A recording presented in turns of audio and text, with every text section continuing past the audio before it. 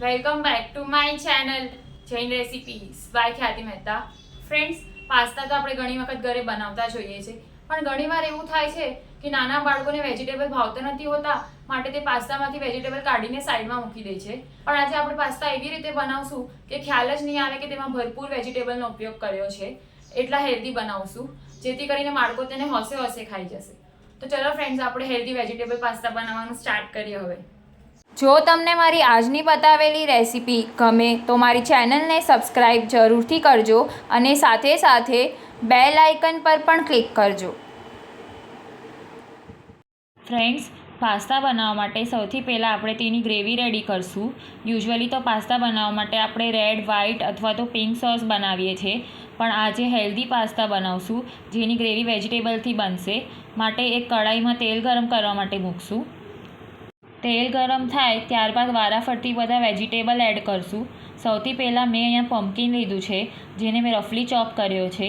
એકાદ મિનિટ માટે પમ્પકિનને સોતે કરશું.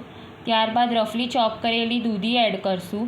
દૂધી અને પમ્પકિનને બીજા વેજીટેબલ કરતાં કૂક થવા માટે થોડીક વધારે વાર લાગે છે, માટે આપણે તેને પહેલાં 2 થી 3 મિનિટ માટે સોતે કરી લઈશું. ત્યારબાદ રેડ કેપ્સિકમ લઈશું, તેને પણ એકાદ મિનિટ માટે સોતે કરશું.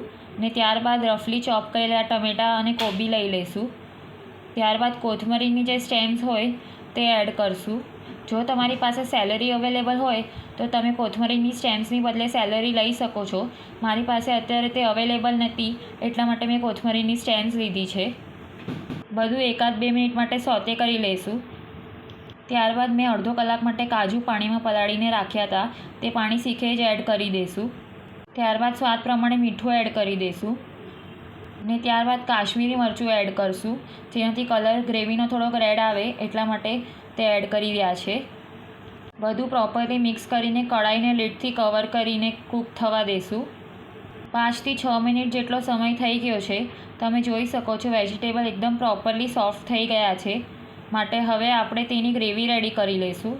માટે તેને મિક્સર જારમાં લઈ લઈશું. ત્યારબાદ મેં અહીંયા પનીર લીધું છે, તે પણ એડ કરી દઈશું અને સાથે સાથે અડધો કપ જેટલું પાણી એડ કરશું, જેથી કરીને ગ્રેવી પ્રોપરલી ગ્રાઇન્ડ થઈ જાય. તમે ગ્રેવી જોઈ શકો છો, એકદમ સ્મૂથ બની છે. હવે આપણે ગ્રેવીને વઘારી લઈશું, જેની માટે મેં એક કઢાઈમાં તેલ ગરમ કરવા માટે મૂક્યું છે. ત્યારબાદ આપણે જે ગ્રેવી રેડી કરી છે તે એડ કરી દઈશું, મિક્સ કરી લઈશું. મિક્સર જારમાં થોડું પાણી લઈને તે પણ એડ કરી દઈશું.